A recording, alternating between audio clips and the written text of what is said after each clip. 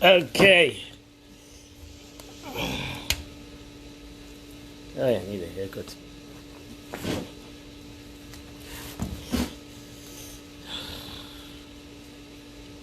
think we're a minute to go.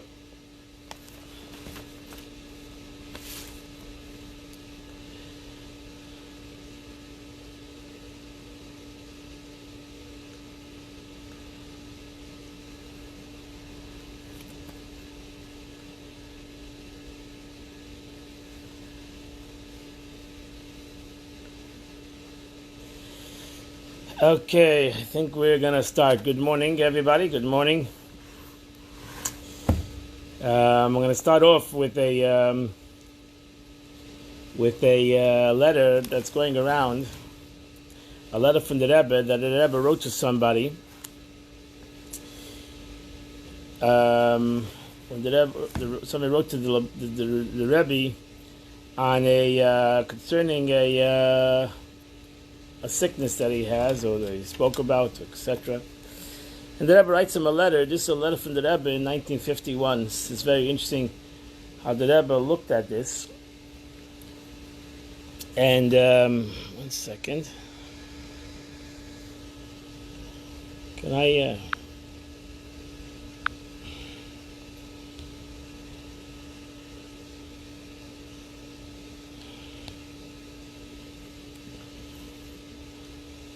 Good morning. Should we wait a minute till people come?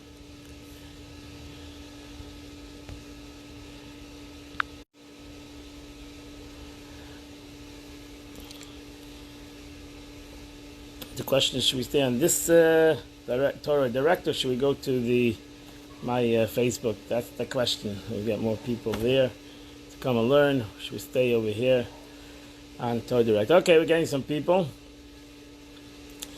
Wait a minute. Give people a second. It's 10:01. Oh, we're late.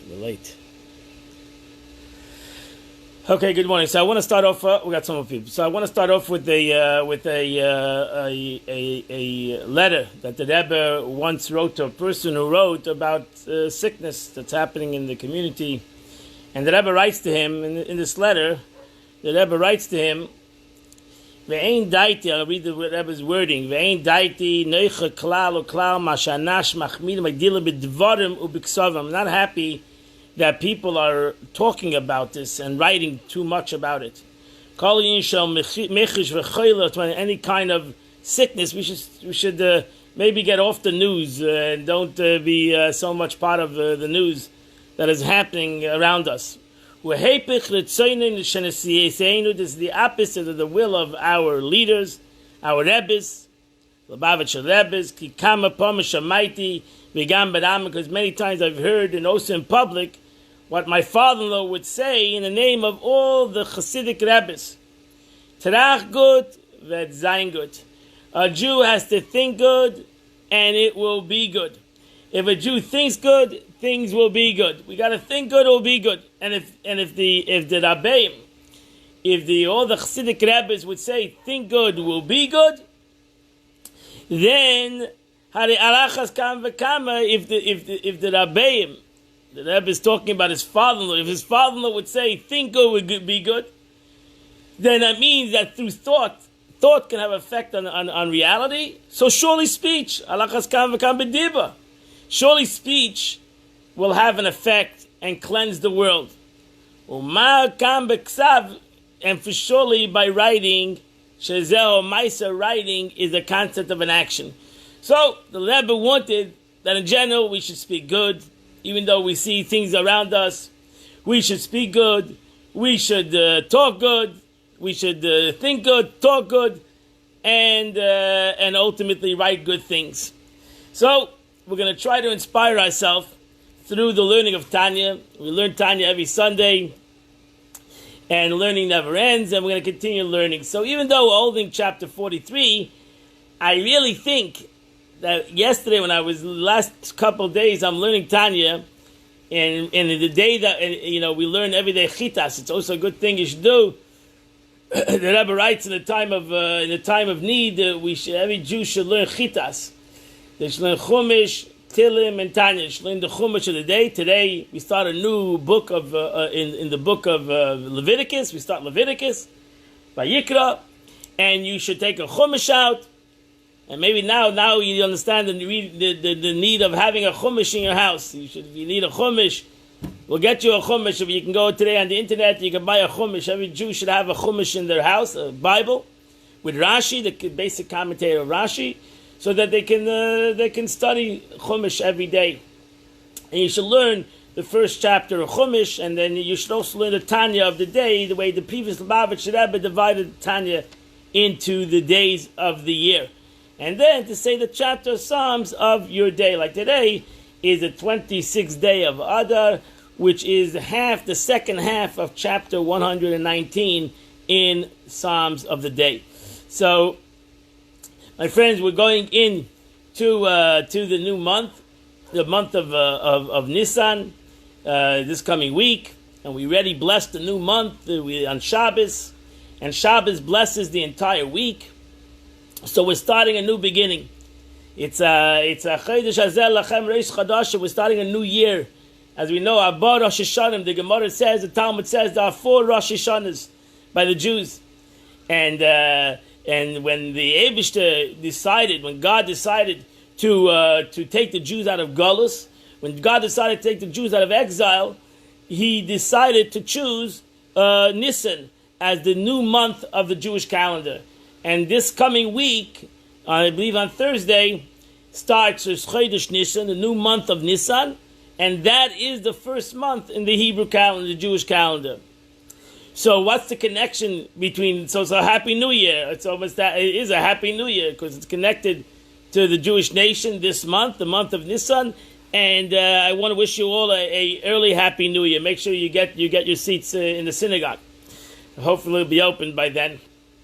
But I want to tell you, why did the Eibishter choose that the month of Nisan would be the month of Geula, the month of redemption, and becomes the new year for the Jewish nation? Is because the concept of redemption is a very important part of Am Yisrael. The redemption of Egypt is extremely important to the Jewish nation. We say it every day in our davening, many times, the concept of the going out of Egypt in our Shema, self-understood, and we have Shei Zechiros, the 6 remembrance that a Jew needs to remember every single day, and one of them is the going out of Mitzrayim. We said it on Friday night, Zeich Yetzias Mitzrayim. We sit in our sukkah, Zeich Yetzias Mitzrayim. We do most mitzvahs, remembrance of going out of Egypt. Now I ask you a question, what does the concept of going out of Egypt have to do with Jews today sitting in Boca? And Jews around the world sitting today, most of us didn't go out of Egypt. Most of us were never born in Egypt. So what is the meaning that you have to have a zeicha, remembrance of going out of Egypt? How can we remember going out of Egypt if we didn't go out of Egypt? So the answer that the sages give and Chassidus gives is that the concept of going out of Egypt is the aspect of a betachon of a yid. What is a Jewish betachon? What is the concept of faith of a Jew? And it really should be the faith of humanity, because everybody needs to have faith in life, and is that we have not only faith, but we have trust in HaKadosh Baruch Hu. We have trust in God. Now, trust is a concept which a human being has a history in. I trust you because I have a history with you. And if I have a history with you, that's why I trust you.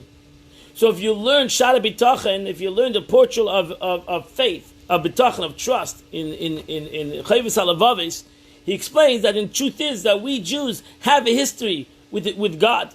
We Jews have a history. It's not something that we have to have B'tachon out of blind faith. No, we can trust God because we have a history with God. Not only do we have a national history with HaKadosh Baruch Hu, we have a personal history with God. Because as we go through life, we realize we have overcome things in life. We all were given challenges. We all have gone through challenges, whether it's financial challenges, family challenges, health challenges. And you know what? We overcame those challenges. We, Baruch Hashem, not only overcame those challenges, we actually flourished through many of those challenges. And it made us better people. And that's what, in essence, maybe, what our sages want, and the Torah wants you to know. Remember the going out of Egypt. Whether it's meaning the going out of Egypt of thousands of years ago, of our own personal going out of Egypt. Actually, the Alter Rebbe writes that every Jew has to feel, not that he went out of Egypt in the past. He went out of Egypt today. We have all gone through different aspects of going out of Egypt in our lives. We have gone through challenges in life.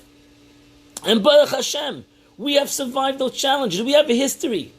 We trusted in HaKadosh Baruch Hu, the Eibush, to pull us through many things in life.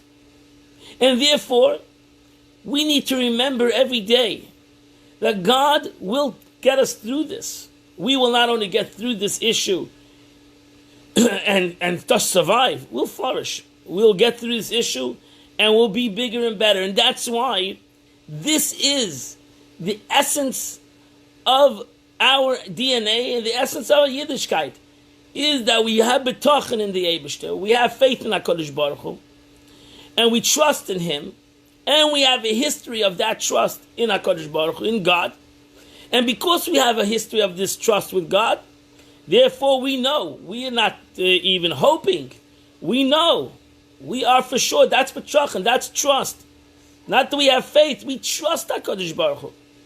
That if we do what we're supposed to do, each and every one of us does what he's supposed to do, then we will not only overcome this, we will grow with this. We will come bigger and better through this. So that's a very important thing, and that's why this month, the Eibush says, I'm not having Rosh Hashanah as the only high holiday, or the New Year's. I'm actually having Nisan, the month of Nisan, the month of miracles, the month of redemption, where Jews were in slavery and they couldn't even imagine they would come out of slavery. And they came out of slavery. Not only that, Ubnei Yisrael yotzim b'yad Rama. The Jewish people left Egypt with an outstretched arm. They left Egypt with greater and better. They emptied out Egypt, according to Kabbalah, they emptied out Egypt from all its holiness and everything that it had within Egypt, and they marched out of Egypt. They marched out of Egypt, and Egypt actually sent them out. And that's the lesson. The truth is, we say it every year, it comes to a holiday, Hayomim ha'elu niskarim v'nasim. It's a very interesting word. Hayomim ha'elu niskarim, these days need to be remembered, v'nasim, and they are done. And what does it mean they are done? Well, there's many meanings to the word they are done. I mean, we sit down by a Seder and we eat matzah. That's the way we do it. No, Hayom Ein Eskarim and Nasim, in a more spiritual way, is that these days, the concept of us going out of Mitzrayim, of us going out of our own Egypt, is happening right now. And the Eibush, that God gives us that capability. So we have a beautiful, I want to go to the Tanya of the days. Even though, again, as I said, we're holding chapter 43, but I want to go back to chapter 27. It's a beautiful chapter, and actually it's a Tanya of these days. And as I said, the Rebbe wanted that we shlein chitas of the day, and it's important. I believe yesterday and today's chitas of the day, what the Tanya says in these days. So Tanya fits these days because the Alter Rebbe is talking about Yemei Mashiach in chapter 37. The Alter Rebbe is talking about the concept of what the Messianic time is. And we have many different concepts in what Mashiach is. But the Alter Rebbe talks about the essence of the coming of Mashiach, which is Gilui Elokus, which is the revelation of godliness in the world. And that's the prophecy. As even Maimonides says, that the prophecy of the coming of Mashiach, as Maimonides ends his whole chapters, his whole book, he says, Yad HaChazaka, his book, his famous book of laws, he says that the prophets prophesied the coming of Mashiach was that there's going to be the concept of Gilui Elokus, Kamayim Layom Lachasna, as the oceans cover over the banks of the earth, so too that Mashiach, the godliness, will cover the world, and there'll be a revelation there'll be an understanding by not only by Jews, but by the entire world. There'll be an understanding of the concept of what God is, and what God purposed, and what God wanted in creation of the world, and what He wanted from humanity. So the Alter Rebbe writes, it's a beautiful, in this chapter, he goes and explains the avodah of a Yid self-minister, the service of a Yid, the service of a Jew. And he says that in truth is that our service is that's the ultimate coming, the ultimate service is the revelation, but that takes an avodah today. The Alter Rebbe writes, we cannot sit back and relax on our laurels and wait for that day to come. No, we as humans, as Jews, need to start this avodah today. We need to do this service today, and through our avodah, through our dedication and our involvement, and as I said in the beginning, in thought and speech and action, through that we think better, and through that we speak good, and through that we ultimately do good things, transforms the world and gets this world into a better position, or as in Kabbalah it's mentioned many times, into a vessel. The world needs to become a vessel for the concept of godliness, that godliness should be able to be able to come into the world. But the problem is that the world has tumah, the world has impurity that is connected to this world. It's a concept of tumah, there's an aspect of tumah, and therefore you will listen to the prophecies of the prophets. They say that'll come a day God will take away impurities from this world. If you can imagine such a concept, that there won't be impurity in the world. Now, purity and impurity in general, the laws of purity and impurity are very deep laws. They're spiritual laws. And it's very difficult to understand the concept itself, that there's a concept of impure concept. That's why we're Jews, we wash our hands in the morning, not because we are dirty, we can take a shower, we still have to wash our hands, netilas yadayim, to wash our hands in the morning. Because it's a concept of purity and impurity. It's not cleanliness and uncleanliness.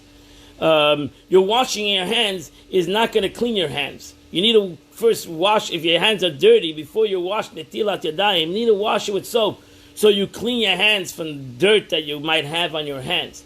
And then we wash netilat yadayim, like we wash in the morning netilat yadayim, or we wash in the evening.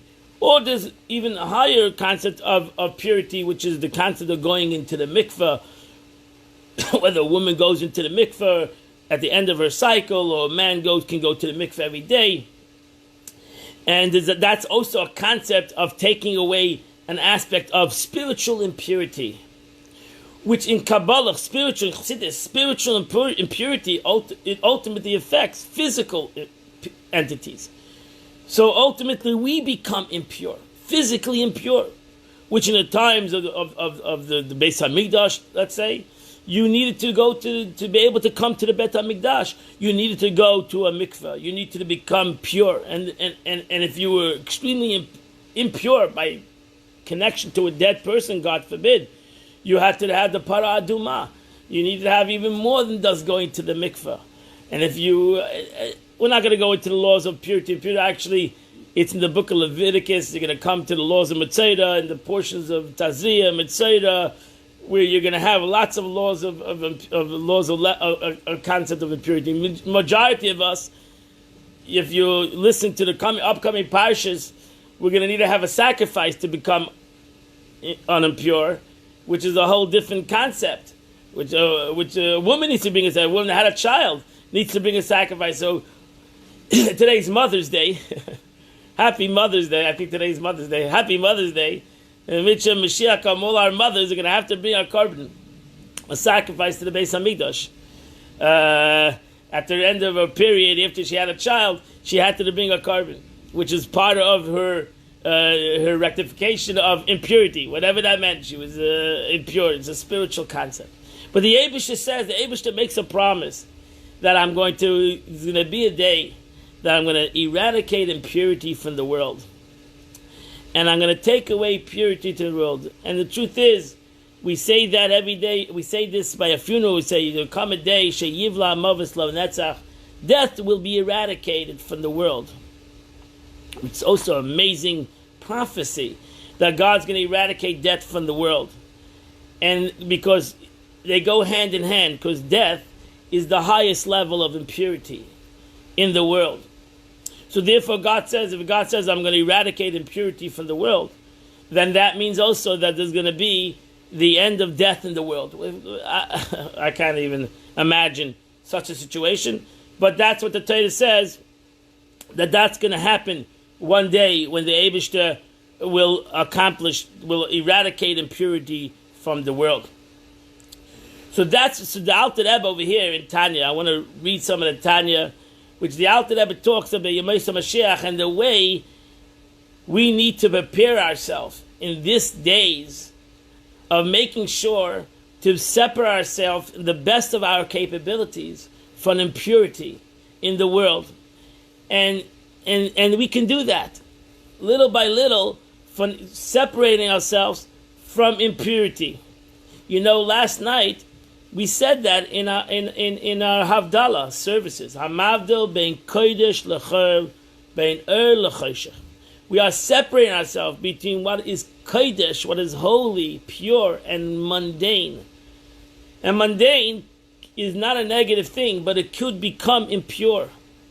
And therefore, we have to understand how to deal with kodesh, how to deal with something that's holy, that cannot maybe even become impure, and how to deal between something that is choil, something that is mundane.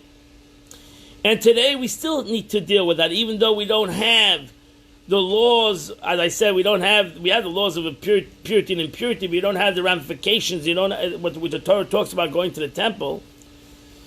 But the truth is that Rambam writes that yesterday we finished the Rambam, actually, Maimonides, of impurity. The Rambam writes the beautiful statement. He says that the concept of of the laws of purity and impurity teaches us how to separate ourselves from negative things. That the more we can train ourselves in separating ourselves from negativity, that will bring about that we'll become purer people. And he writes, by us becoming purer people, we are a vessel, become a vessel for Ashras Hashchina, for the presence of God to be able to dwell within our beings. If we want to become more godly, we need to be able to get to separate ourselves, to cleanse ourselves a little bit from impurities of the mind, from impurities of our speech, and for surely from impurities of our action. And that is something we can all do today. And amid Shem, as we prepare ourselves for the concept of purity, we can do this. You know, the Alter Rebbe, in the beginning of today's portion, you know, the portion of Leviticus, and it's a portion that Jews struggle with, the portion of Leviticus. You know, it's all about sacrificial animals, and it sounds very gory, and people had a struggle with it. But actually, there's a very interesting expression that the Torah says. If you read Leviticus, you'll learn the Parsha of the week. You will see that the Torah says many times "Nachas ruach lefanai," and it's pleasing to me, so to say. Whatever that means, it's pleasing to God. And the Gemara says, what's the expression of Nachas ruach lefanai, that it's pleasing to me? Nachas ruach lefanai sha'amarti v'nasir etzoini. That's the expression. Nachas ruach, it's a great pleasure. Moshe, you understand my Hebrew? It's a great pleasure that I have asked, and you're doing what I've asked. Whether sometimes it's comfortable to you, or maybe it's uncomfortable to you, but you're doing it for me. You're doing it for your soul, and maybe you at this present time don't comprehend the meaning of a sacrifice. But the Alter Rebbe says, in the beginning of this portion, the Alter Rebbe says a very interesting teaching, which we have learned, and we continue to learn this teaching because it's so important. Because he says, Adam ki yakiv mikem karmel Hashem. The verse says, Adam of man ki yakiv, that will bring a karmel mikem from you. And the Alter Rebbe says, if you know Hebrew, it should have said Adam Mikem kiyakiv karban. A person from you will bring a sacrifice. It says the opposite. It says a person that will bring a sacrifice from you. And the Alter Rebbe says that teaches us that if you want to know the essence of sacrifice, the sacrifice needs to be from me. And if the sacrifice is from me, if I can work on sacrificing something in life, I have a desire, I might have my tendency is to think in a negative way, to be judgmental, even in my thought. So, trach good. Sacrifice that concept. Have a sacrifice if you want to know what it means to become close to God, which God is tov, is the aspect of good, and only thinks good, wants you and me to think good. And sometimes that takes a concept of a sacrifice. That takes a korban from me. I have to force upon myself. I have to bring my behema, my animalistic being, my nature, and I have to bring it as a korban. I have to bring it as a sacrifice. I say, you know what?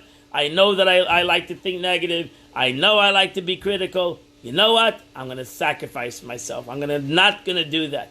Or if I speak negative, chas v'sholom, I have foul language, I have, God forbid, negative language, I have to start working on sacrificing that. Bring us that concept as a sacrifice. That's the Alter Rebbe says. If you want to know the whole Leviticus, we get stuck in the animals. We don't forget, we forget, that the animal really is not out there. The animal may be within us, within myself, that I have a nefesh habahamis. That's what we call in Kabbalah, we call in Chassidus, that we all have a nefesh habahamis. We all have an animalistic soul that needs to be rectified, needs to be worked on. And our godly soul cannot really impress himself on the body. My godly soul cannot impress itself greatly on the body to affect my guf. If my guf is full of impurities, it's very difficult to go hand in hand between godliness and ungodliness, and to be able to march together as one. Therefore, as we said, we need to have the concept of ruach hatum ma'avim and aretz. We need to get rid of these levels of impurity. We need to be able to work on ourselves to have the concept of self-control, of mind over matter, because we're all good people. As Jews, we believe that we're all pure. We say it in our davening every day.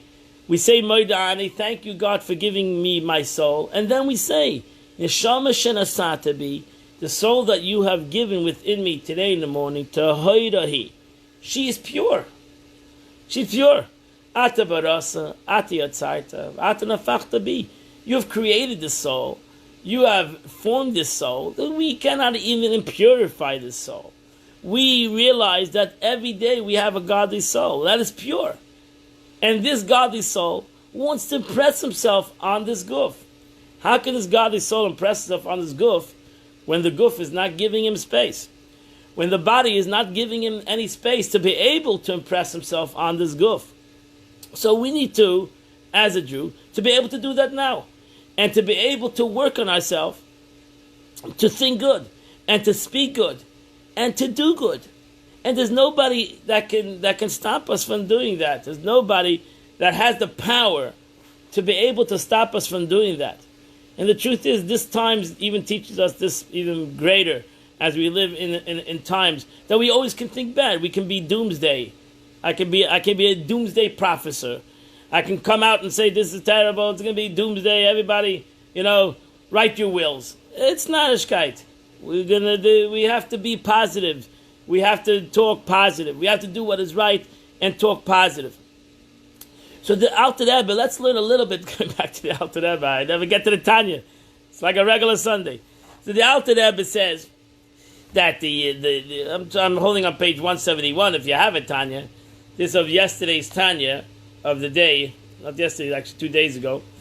Yesterday's Tanya, the 248 precepts in order to draw the light of Eid and Seif earthwards, so that it raises up to him and binds and unites with him the totality of the vital soul, which is the 248 organs of the body, which is with a perfect union to become truly one, as it was his blessed will that he should have an abode amongst the lowest creatures.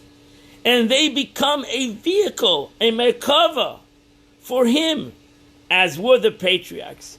That is what the Eibishter wants. That is what God wants from each and every one of us. That we become a vessel in thought, speech, and action, so that God would have, which is our godly souls, our godly soul is a part of God. That God will be able to become part of us. Our soul would become part of us. Our animalistic soul, our body will become a merkava, a chariot, a vehicle for our soul. And that's what we're trying to accomplish. Thus, when the totality of the vital soul of the community of Israel be holy, a merkava for God, can you imagine? That will all become a chariot for God.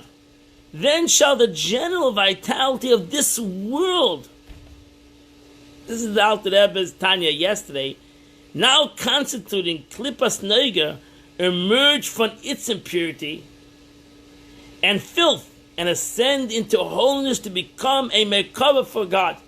So the Alter Rebbe says, my friends, it's up to us. We need to work on ourselves to become a vessel for our neshama. And the more we become a vessel for our neshama, then Klippas Noiga, which is the world at large, Choil, which is Klippas Noiga, Choil, mundaneness, Hamavdil ben Kodesh l'Choil. As I said, we said it last night. You need to realize that there's a concept of Kodesh, holiness, and there's an aspect of Tumah, Choil. And throughout, but the Choil that we are talking about, Chassidus says, is called Klipat Noga, which means a cover that shines. That means that the Choil is not totally impure. This Choil, this weekdayness, this mundaneness can shine. It can be a vessel for the slight. It's called Klipat Noga, a cover, a shell that shines. It can shine. And it has that capability to shine. If only we gave this godly soul the power and the capability to shine within this vessel. So we need to empty out the vessel. They once asked the Kotzker Rebbe, they asked, where is God? As a child, he was a child. When he was a child, they asked him, where is God? Where is God? And he answered, where is in God? Or there was an expression, he answered, where God is, where you let him in. We need to let the Eibishter in. We need to let Kedusha in. We need to let holiness in. You know, Shabbos, in essence, forces us to let a holiness in. Because Shabbos is a gift from heaven. We all turned off our phones yesterday for 25 hours. Nobody knew what was happening in the world. Sure, we all prayed, and we all sat around the table, and we sang, and we said words of Torah, and we learned. Nobody knew what was happening for 25 hours. I didn't know what was happening for 25 hours. I separated myself from the worldly matters. The second Shabbos is over, we were all on our phones. We were all getting the news, and everything became, oy vey. We need to stop that a little bit. Baruch Hashem, hopefully you're all learning. You're using out the vessel of your phone or your computer or whatever, however you're watching this. Using out the vessel, which is chayil, like your phone, which is chayil, which is a mundane thing. We're using it out for holiness. I'm using out the internet for holiness. That's what it was created for. This phone was not created only for lashon hara and negative talk and negative thoughts and doom and gloom. No, this phone was created for us to learn together. This is why it was created. You imagine being a solitary life without be able to communicate with one another. This is gewaldic. This is unbelievable. That we can learn with each other. And we can connect with each other. This is unbelievable. Maybe we'll realize through this communication how great it is even to be able to communicate with each other face to face.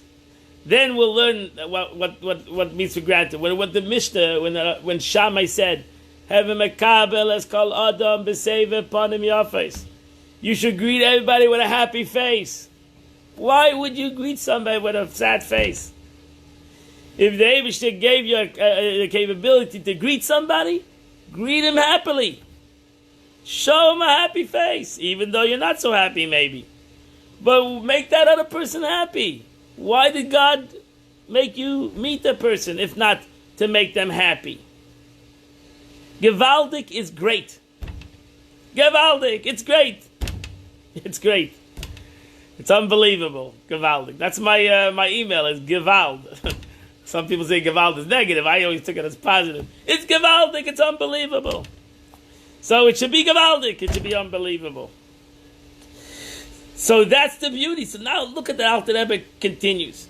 And he says, through the revelation of his glory, and all flesh shall see together, and he will shine forth on them with a splendor of his majestic greatness, and the whole world will be filled with the glory of the Lord, of God.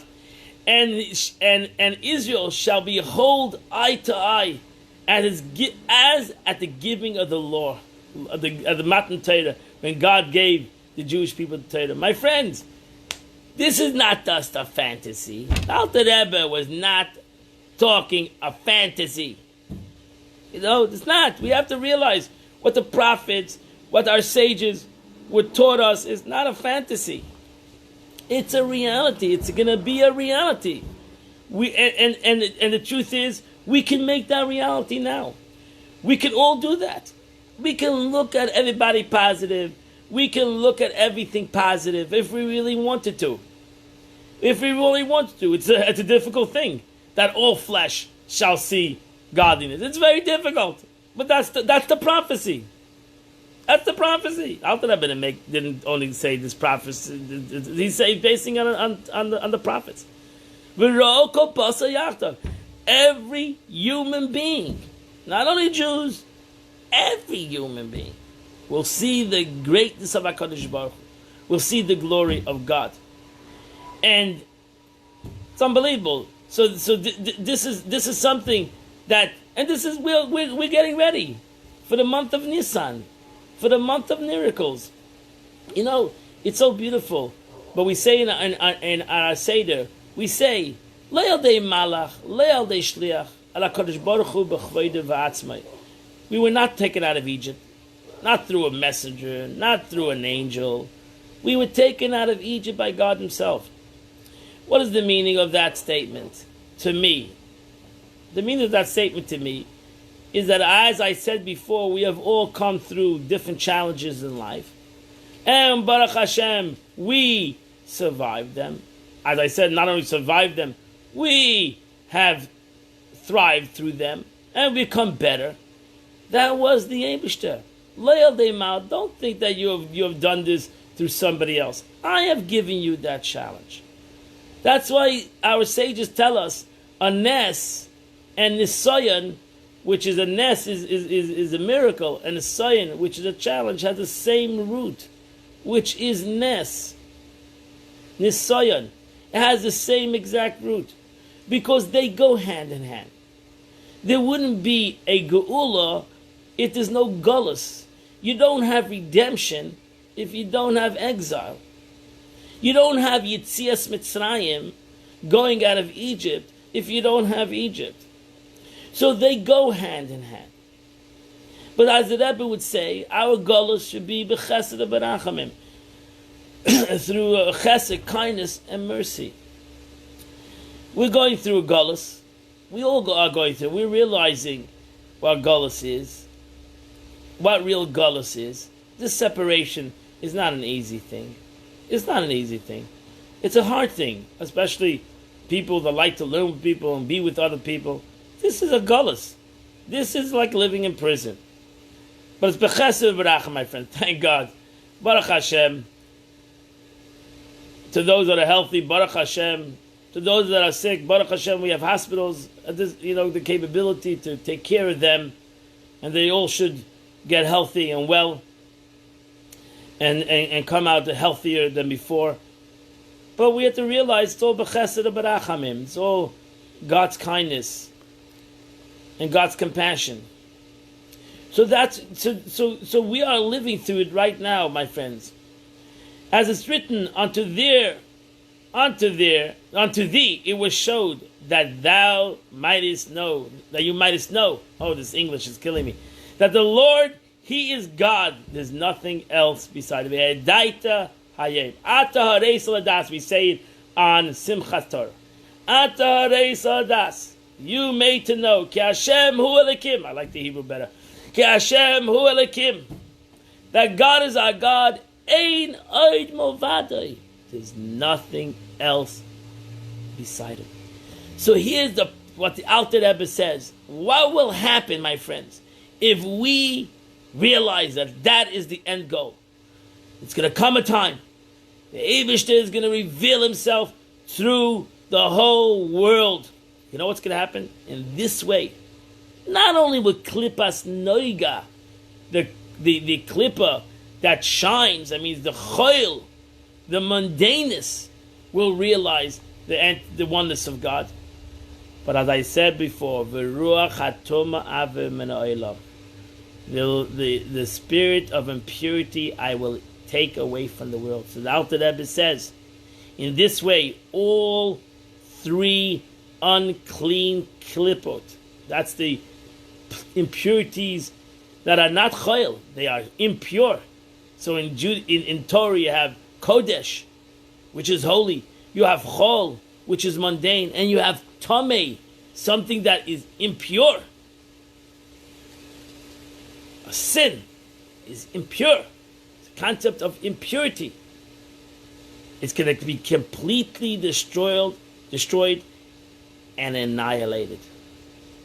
For their present nature and vitality from holiness comes to them through the medium of the Klippas Noiga, which is the intermediary between them.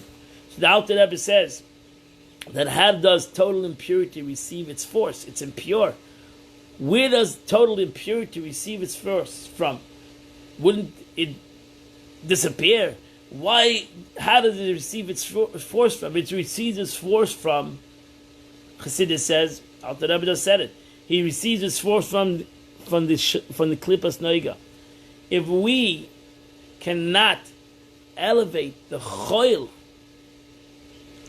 our physical mundaneness, then that's where Klippas Noiga receives its vitality. If we make the choil impure, if we make the mundaneness impure, then true impurity saps off of that. It receives Yanikas, it's called Yanikas HaChitzonim in Kabbalah. It receives its vitality from those forces. So to be able to eradicate impurity, first is our avodah. First, Alter Rebbe says, Kabbalah says, is our service through working on the things that are easily for us to do. Total impurity, God will eradicate impurity. But what is easy for us to do is to take the mundane things, which is our guf, our head, our machshava. How much time does our machshava think godliness? And how much time does it think everything else? And sometimes negativity. How much time does does my mouth talk holiness? And how much time does it talk lust, frivolity, and narishkeit, as they say, stupidity? How much time do we do in action godliness, something that is godly and has a purpose? How many times do we say, when we said the verse says, Kol masecha b'chol derachecha de'eyu, in all your ways you shall know him, b'chol masecha yil Shem shamayim, and all my actions shall be for the ways of God. How much of my actions shall be for the ways of God? And that's really, so it follows therefore that the whole fulfillment of the Messianic era and the resurrection of the dead, which is the revelation of the blessed glory and divinity, and the banishment of the spirit of impurity from the world, is entirely, listen to these words, powerful words, my friend, I wouldn't say it. The Rebbe is saying it. Is entirely dependent on the suffusion of his divinity and the light of the blessed Ein Sof, which is the infinite light of God, over the vital souls of the community of Israel.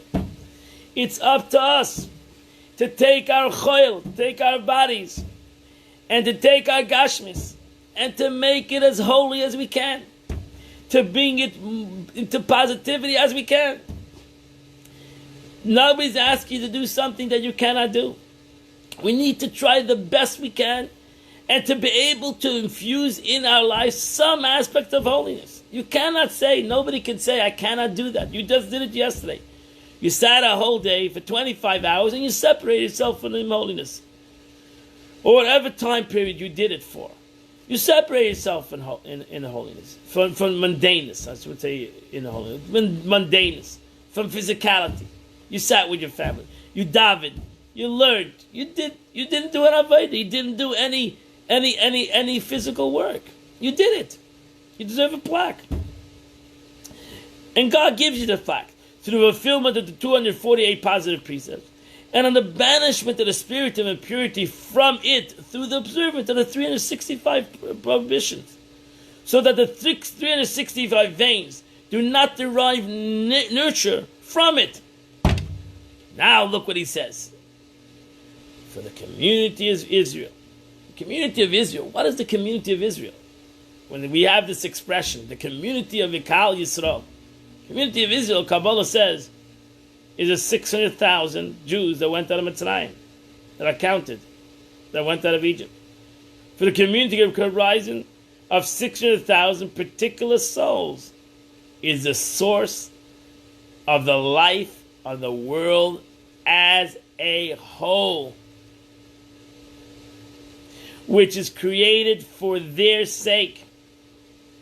And each one of them contains the related and is related to the vitality of one part of the 600,000 of the totality of the world, which is part and dependent on his vital soul for its elevation to God through its own soul's elevation by the virtue of the individual partaking in this world for the needs of his body and the vital soul in the service of God. My friends, this is such powerful, and you should find this statement of the Alter Rebbe. I hope I'm doing it justice. That's on page 173. It's in the chapter of 37 of Tanya. What a powerful statement the Alter Rebbe says. And that is through his eating, drinking, and the like, and his dwelling, and all his utensil. And that's why we say, Bishvili Nivra Ha'olam, the Alter Rebbe says. That's why we understand the statement of the Mishnah in Pirkei Avos, that the whole world was created for me. How can a person say that? Because the whole world was created for each and every one of us. Each and every one of us, through our making a dwelling place for God in our body, in our physical reality, that transforms the world. That does transform the world. That is the famous statement of Torah, V'asli midov shechanti b'seicham, I will dwell in their midst. This doesn't say b'seicham, it says b'seichoi, in it. B'seichoi le'el b'seicham, sorry. It doesn't say within it says within them. That means, Rashi says, that really the truth is that God wants to have a dwelling place in each and every single individual. That means I cannot be your Beis HaMikdash. You need to make your own Beis HaMikdash. I need to make my own Beis HaMikdash. Your Beis HaMikdash is not going to suffice me, and my Beis HaMikdash is not going to suffice you. We all need, and that's why God brought us to the world. We all can accomplish something in the world that nobody else can accomplish. And our accomplishment in the world changes the world. Changes the dynamics of the world. Changes the world, because it brings the purpose of the creation of the world, and it brings the purpose of why God brought me to the world. And you might say, oh, I did it yesterday, or I did it last week already. But the truth is, today is a new world. Today, every single day is a new world. Wrote down in Kabbalah, God creates the world constantly. So every day, it's a new world. What I did yesterday cannot suffice for today, for this whole new world. The Rebbe created a new world today. The Rebbe created me new today. So God wants for me today something new. It's put on a Kabbalah. That's why the truth is, why the Jews go to the month. We count to the month in general, because the concept of the month, the moon changing, and it becomes like a new. The birth we did yesterday, Mevarch HaChodesh, the Meilad HaLevana, the birth of the moon. The moon, so to say, was born again. And we connect to that. Why? Because we're born again, so to say. We're born every day, every morning. We said, Shazayta bi nishmasi. The Eibishter gave me, God gave me back my neshama today. It's like a new beginning. And therefore, what I did yesterday has nothing to do with today. Yesterday is gone. What needs to be done, what I need to do today, is up to me to do today. And I cannot rely on you. I need to actually worry about you. That's the statement of Hillel. In Ein Anili, Mili, if I'm not going to do it myself, who's going to do it for me? Kashnila Atzmi Mani. So I need to, if I'm for myself, what am I? So I am here for myself. I need to do things myself and for you. Because the truth is, when I do something for myself, when I do a mitzvah today, not only I do it for myself, I do it for you. Because my mitzvah brings revelation to the world, godliness to the world, which takes away some impurity from the world. Every mitzvah that I do, and every sin that I don't do, I am doing two things. I'm bringing godliness to the world, which is purity, and I'm not doing anything impure. Now you might say, oh, the sin, I don't feel the impurity. I told you it started in the beginning. Impurity is not something you can put under a microscope, maybe. It's a godly concept.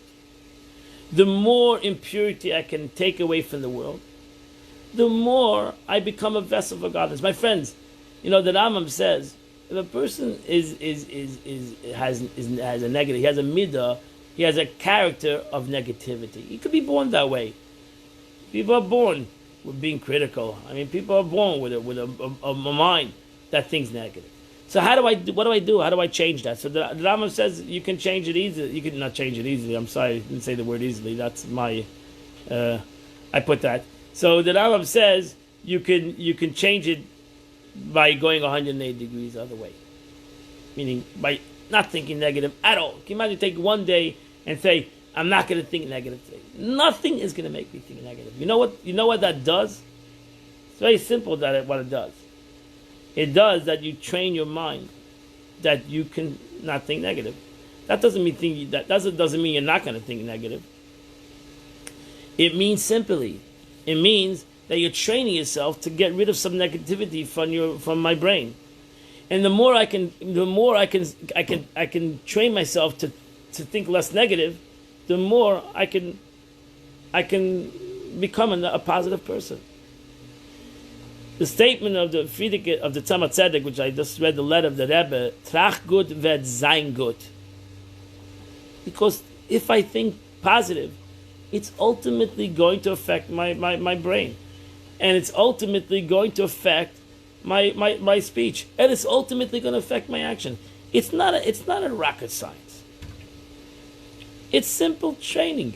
We need to train ourselves to impress on ourselves to be better people in character, because we are good people, but we just have to train ourselves that we're good people. We've talking to ourselves at our choil, in our mundaneness, and our nefesh abahamis, and our mystic soul, that we're negative people. Oh, we're just sinning. We're just impure. No, we're not. We're impure because we want to be impure. And therefore, even though you might say to me, oh, but it's impossible to get rid of total impurity. It's impossible, like Alter Rebbe writes, it's impossible to get rid of my nefesh habahamis totally. I'm not going to become a tzaddik. I'm not going to become a righteous individual, which will get rid of all my impurities from life. But trust me, getting rid of a little impurity is a great accomplishment. Getting rid of a little bit of my nefesh habahamis, even a drop, is an unbelievable accomplishment.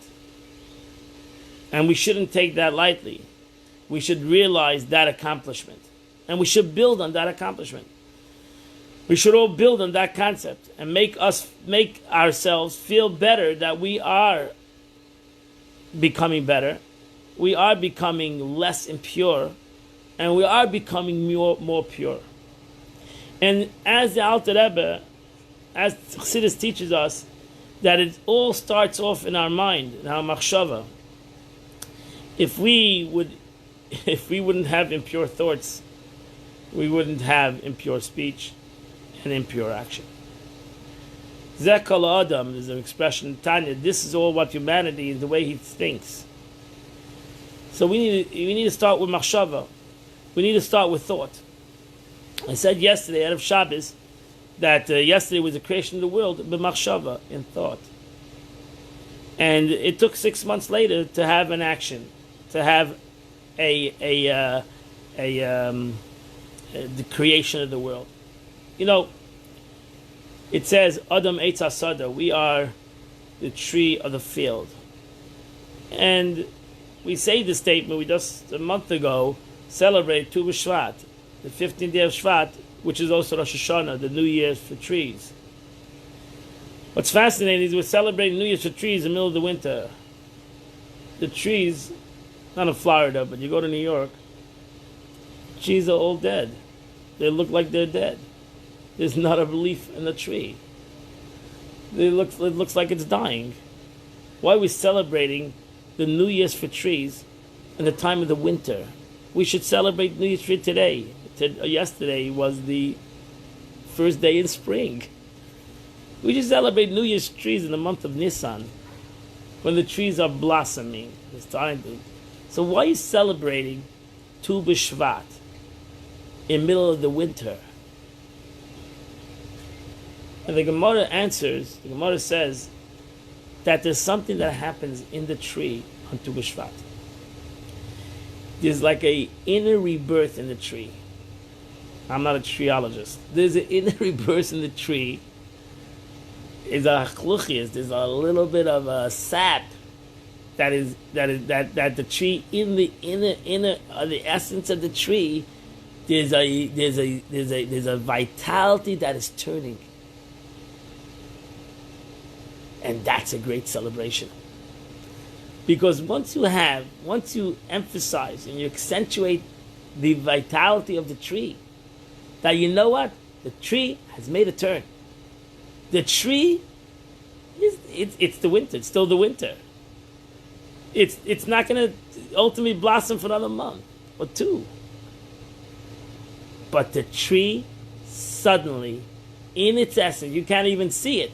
You don't even see this lachluchis, this vitality, this energy that suddenly sparked in the tree. And that's why we celebrate Rosh Hashanah Le'elanis, the New Year's for trees. That's an unbelievable lesson. That's an unbelievable lesson to each and every one of us. Ka'adam Eitz Asada. Most of us, our vitality, our godly soul is hidden in us. It's the little spark. It's the little lachluchis. We need to waken up. That little lachlu, that little, I don't know, lachluchi is sap, is wetness. It was so dry. And then we have a little drop of moist. And that little drop of moist is the beginning of a whole new reality. Is the beginning of a whole new world. That's a celebration. Not only a celebration for the tree, it's a celebration for us. And that's what the Alter Rebbe in essence says. My friends, you don't have to think that you have to be a blossoming tree at the beginning of change, at the beginning of self-development. No, you're like a tree. The beginning of self-development, you won't see it, but you feel it within you. We are all going to feel it within us that we are changing. Rosh Hashanah L'Ilanis. We are, this week, Rosh Hashanah L'Geula. It's the new year for redemption. It's with part of our DNA. From Gulas Mitzrayim, from the exile from the redemption of Egypt. This is a little spark within each and every one of us. We just need to connect to that. We need to accentuate. We need to put on a platform that spark, that little lachluchias, that little sap, that little godliness that's within us, that little excitement that's within us. Accentuate it. Make it big. Because you know why? Because it's going to blossom. It's going to blossom.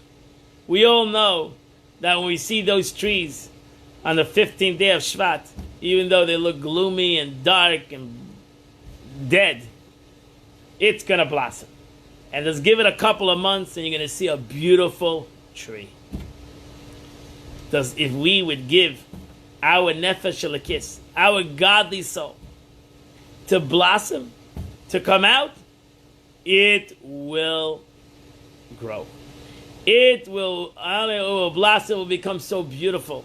This tree of mine will become so extremely beautiful.